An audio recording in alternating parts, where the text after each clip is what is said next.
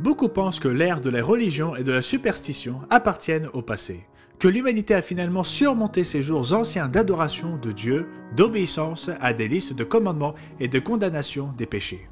Mais ils se trompent. Bienvenue à une ère de nouveaux dieux et de nouveaux péchés. Une ère que nous allons explorer ici au monde de demain.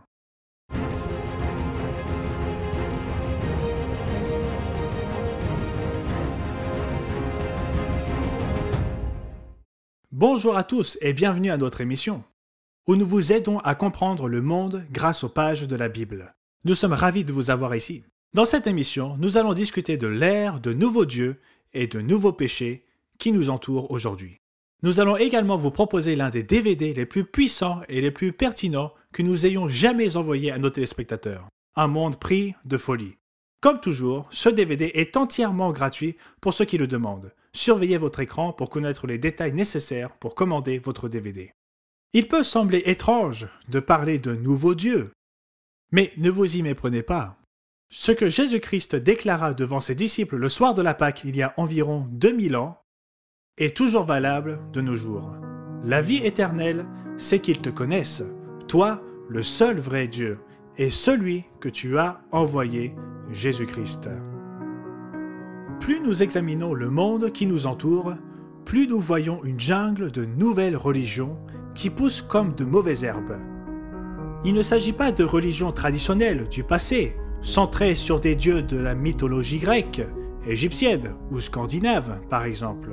Cependant, leurs partisans sont tout aussi passionnés que ces anciens païens. Et leur dévouement à l'égard de leur divinité est tout aussi grand. Ces dieux modernes dont nous allons parler aujourd'hui sont évoqués dans les paroles que Dieu inspira au prophète Ézéchiel dans sa condamnation de l'ancien Israël. Une condamnation qui est toujours valable de nos jours. Ézéchiel a écrit « Et la parole de l'Éternel me fut adressée en ces mots. Fils de l'homme, ces gens-là portent leurs idoles dans leur cœur, et ils attachent les regards sur ce qui les a fait tomber dans l'iniquité. Ils portent leurs idoles dans leur cœur. Il est facile de songer à des idoles sous la forme de statues de pierre ou d'or, ou encore à des gravures, des icônes et autres œuvres d'art. Et de telles images transgressent assurément le deuxième commandement. Mais Dieu révèle ici que l'adoration des idoles va bien au-delà des objets que nous pourrions fabriquer avec nos mains. Les êtres humains sont particulièrement adeptes de la création d'idoles dans leur cœur. De faux dieux auxquels ils se dédient religieusement, soumettant leur esprit, leurs actions, leur morale et leur conscience. Et mes amis, nous vivons de nos jours dans un panthéon virtuel d'idoles du cœur, comme les philosophies politiques, les causes sociales, les problèmes identitaires et les nouvelles visions du monde.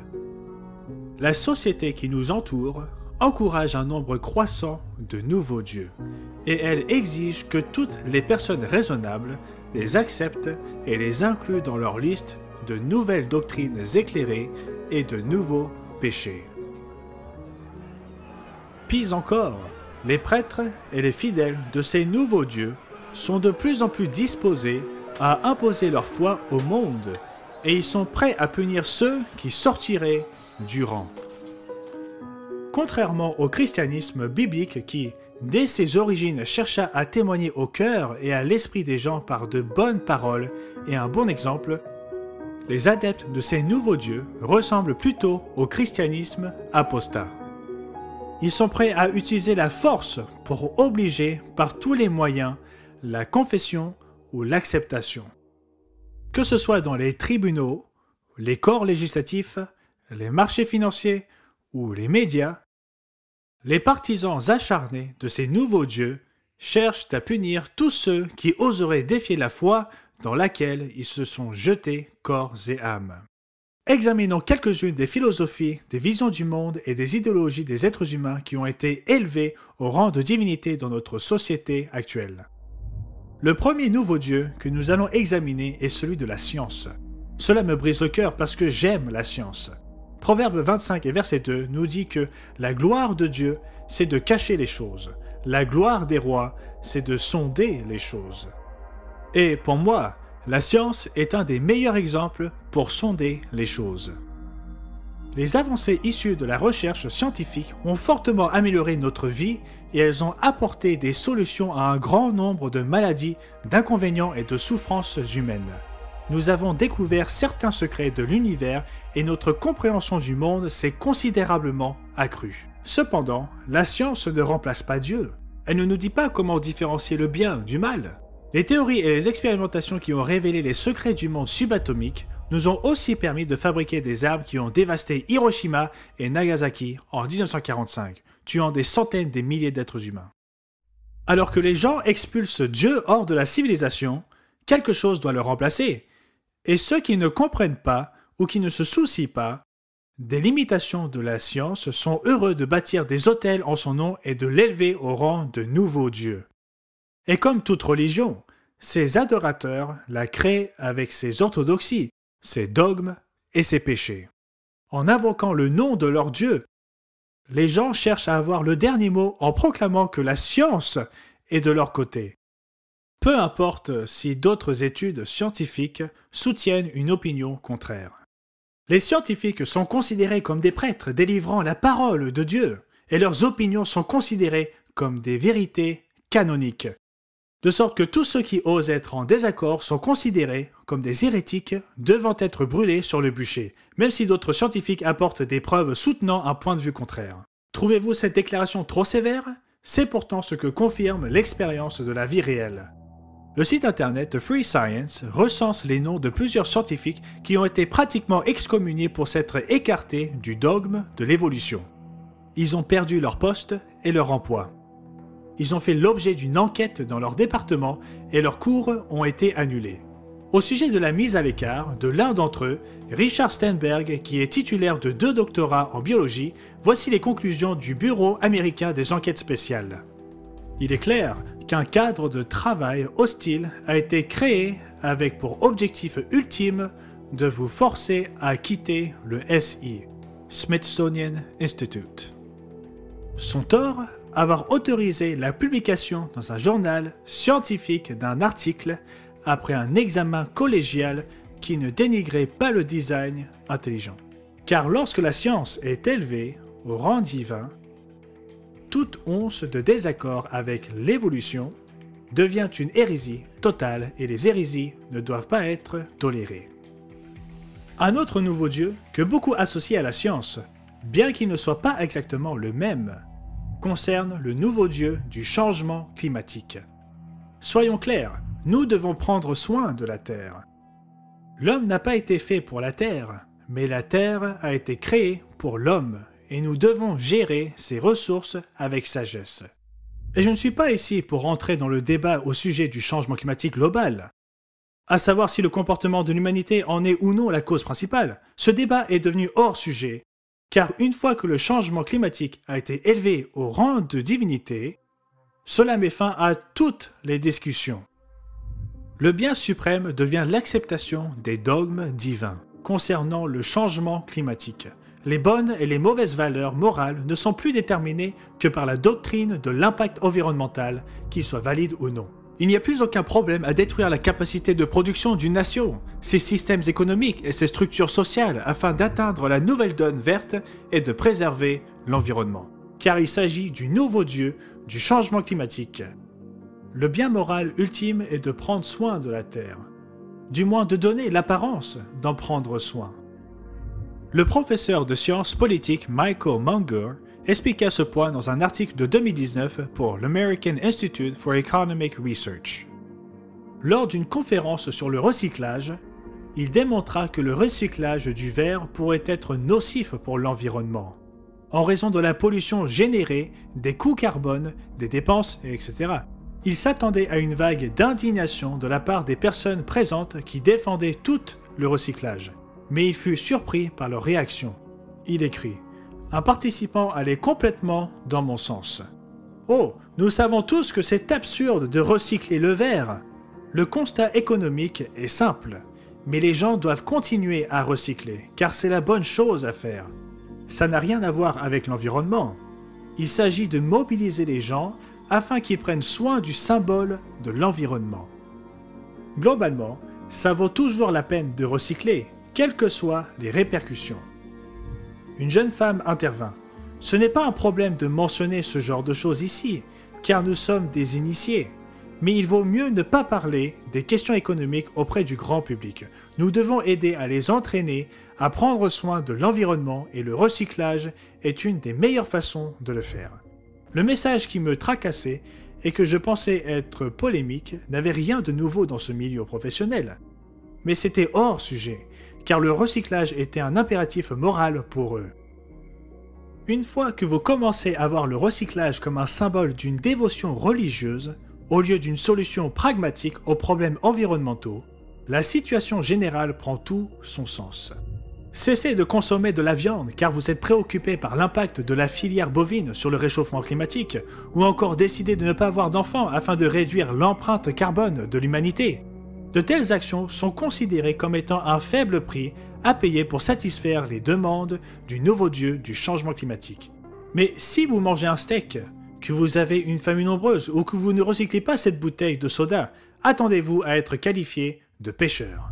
Nous avons examiné 2 des nouveaux dieux de notre ère moderne. Notre prochain nouveau dieu concerne l'anarchie sexuelle. En termes de sexualité, le modèle biblique est simple. L'humanité a été créée hommes et femmes, 2 catégories biologiques clairement identifiables. Ces 2 genres ont été créés l'un pour l'autre, afin que lorsqu'ils décident de s'engager l'un envers l'autre au sein du mariage, un homme et une femme profitent des avantages de cette union sacrée, dont l'intimité sexuelle et les enfants qui naîtront. Pourtant, le nouveau dieu de l'anarchie sexuelle impose que la sexualité et la nature sexuelle ne supportent aucune règle, aucune contrainte ni aucune loi naturelle. Aux yeux de ses adeptes, ce nouveau dieu publie une longue liste détaillée de péchés qui peut être résumée très simplement. Tous ceux qui affirment croire au concept biblique du genre, de la sexualité ou du mariage sont au mieux prudes et au pire fanatiques. De tels concepts sont considérés comme beaucoup trop restrictifs par les adorateurs de l'anarchie sexuelle. Comme le mot anarchie l'implique, tout est envisageable. La sexualité n'est plus réservée au mariage, et le mariage lui-même a été redéfini pour y inclure toutes les combinaisons possibles d'individus, quel que soit leur nombre ou leur genre. En fait, le genre lui-même a été redéfini. Il n'est plus seulement constitué d'hommes et de femmes, mais il a été libéré pour se déplacer avec fluidité le long d'un spectre de possibilités, sans aucune règle, contrainte ou limite. Chaque année, de nombreux enfants sont sacrifiés à ce nouveau dieu, de l'anarchie sexuelle.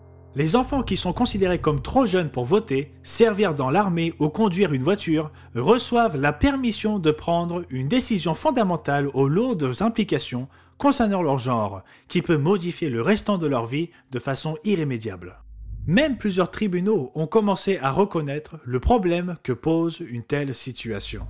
Le 1er décembre 2020, la BBC décrivait une affaire portée devant un tribunal contre le service de santé publique britannique par plusieurs personnes, dont une jeune femme qui s'était vue prescrire des inhibiteurs d'hormones pendant son adolescence afin de bloquer sa puberté de façon irrémédiable, car elle souhaitait alors être un homme. Les différentes plaignantes dans ce dossier ont gagné le procès. Elles ont fait valoir que des enfants n'avaient pas la capacité de prendre de telles décisions. Une des juges a déclaré « Il est hautement improbable qu'un enfant âgé de 13 ans ou moins possède les compétences pour donner son consentement à l'administration de bloqueurs de puberté. Il est improbable qu'un enfant de 14 ou 15 ans puisse comprendre et mesurer les risques et les conséquences à long terme de l'administration de bloqueurs de puberté. » Mais ne vous attendez pas à ce que les croyants de l'anarchie sexuelle abandonnent leur foi après ce petit échec. Ils vont continuer à chercher à punir ceux qui pensent que la sexualité et la moralité, selon la Bible, représentent ce qu'il y a de mieux pour la société, et les sacrifices continueront à avoir lieu dans leur poursuite. En fait, la foi dans le nouveau Dieu de l'anarchie sexuelle ne représente qu'une seule secte parmi une multitude de nouvelles religions, qui tombent sous l'égide d'un nouveau Dieu plus grand que cela. Comme Zeus était au-dessus de tous les dieux dans la Grèce antique ou Jupiter dans la Rome antique. Ce nouveau dieu plus étendu pourrait être appelé révolution sociale. Une puissance particulière de ce nouveau Dieu est sa capacité à s'adapter à l'image de l'adorateur. Si vous pensez que les normes concernant la sexualité et le genre sont le grand ennemi empêchant la société de progresser, alors la révolution tourne autour de ce sujet. Si vous étudiez en tant que femme dans une université prestigieuse et que vous pensez que le monde ne sera pas sûr tant que le patriarcat ne sera pas détruit, alors le nouveau Dieu de la transformation sociale est prêt à bénir votre cause. Si vous pensez que le capitalisme est le véritable fléau de la société, peu importe le nombre de vies qu'il a amélioré, alors la révolution est prête à vous aider à faire progresser l'extrême gauche, le communisme ou même l'anarchie avec des pancartes, des banderoles, voire des cocktails Molotov. Et si le rêve de Martin Luther King, selon lequel les gens seraient jugés sur le contenu de leur caractère plutôt que sur la couleur de leur peau, semble ne pas suffire, alors la transformation sociale est prête à vous armer pour le combat sur les réseaux sociaux autour des théories raciales, dont la discrimination positive, ainsi que pour l'endoctrinement dans les écoles et sur les lieux de travail. Tous les nouveaux dieux engendrent de nouveaux péchés. Pour le Dieu de la révolution sociale, le plus grand péché devient le délit d'opinion. Comme George Orwell l'avait imaginé dans son roman 1984, ceux qui pensent différemment des partisans de la révolution sociale sont effacés et désavoués publiquement. Des professeurs d'université sont menacés de perdre leur titularisation. Des écrivains populaires comme J.K. Rowling sont menacés de boycott. Même les revenus des célébrités médiatiques peuvent être mis en danger lorsque d'anciens tweets ou commentaires sont découverts sur les réseaux sociaux. Car l'Inquisition examine chaque déclaration publique pour s'assurer que leur mode de pensée soit pur. Parfois, après avoir fait amende honorable, en se repentant en excuses publiques et déclarant leur fidélité à la nouvelle foi, ces individus sont pardonnés, même s'ils resteront souvent considérés comme suspects après cette repentance servile. Le péché de la mauvaise opinion ne doit tout simplement pas être toléré. Dans un sens, ces nouveaux dieux ressemblent bien plus qu'il n'y paraît aux anciens dieux de la mythologie. Comme dans les légendes des anciens dieux grecs, qui se querellaient, se jalousaient et se combattaient, ces nouveaux faux dieux font la même chose. Par exemple, les études scientifiques qui contredisent les conclusions des anarchistes sexuels sont qualifiées de haineuses et d'inexactes, sur des bases idéologiques et non factuelles.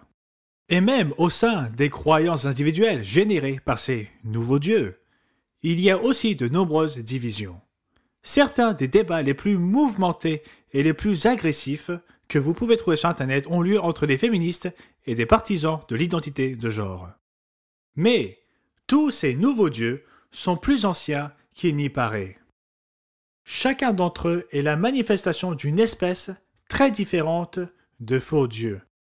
Il s'agit d'un être bien réel qui a dominé sur la terre depuis des milliers d'années, Satan, le diable. Se référant à lui comme le dieu de ce monde, ou selon la version Louis II, le dieu de ce siècle, l'apôtre Paul explique comment Satan utilise des tactiques comme ses faux dieux et ses idoles du cœur, pour détourner les gens de la vérité du vrai Dieu de la Bible.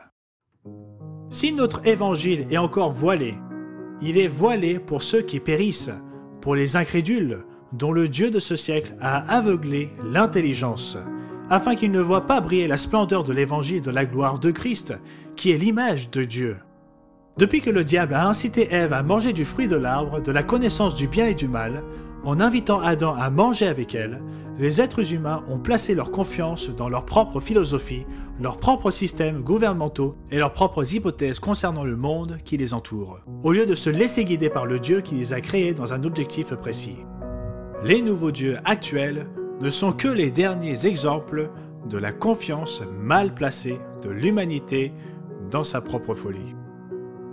Mais heureusement, Dieu ne nous a pas abandonnés malgré une telle folie. Il enverra Jésus-Christ sur cette terre pour restaurer toutes choses et mettre en place son royaume, le seul véritable espoir pour l'humanité. Dans ce royaume, les nouveaux dieux seront poursuivis et jugés ineptes comme les faux dieux de l'Égypte lorsque le Tout-Puissant libéra les enfants d'Israël. La science reviendra à sa place comme outil pour découvrir et comprendre la création.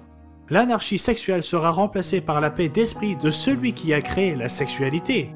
L'environnement sera restauré et les habitants de la Terre apprendront à le respecter de façon équilibrée. La transformation sociale ultime aura enfin lieu. L'ensemble de la société se tournera vers le vrai Dieu pour obtenir ses directives, sa sagesse et son amour. Que le Christ revienne bientôt et nous sauve au plus vite de ces nouveaux dieux en montrant au monde qui est le véritable Dieu. Merci d'avoir regardé jusqu'à la fin. Nous espérons ici au Monde de Demain que vous profiterez de cette offre du DVD gratuit en cliquant sur le lien dans la description. Et si vous êtes intéressé par ce que vous voyez et que vous souhaitez en apprendre plus, n'hésitez pas à cliquer sur le bouton s'abonner et sur la cloche, afin d'être averti lorsque nous publions de nouvelles vidéos. Merci beaucoup.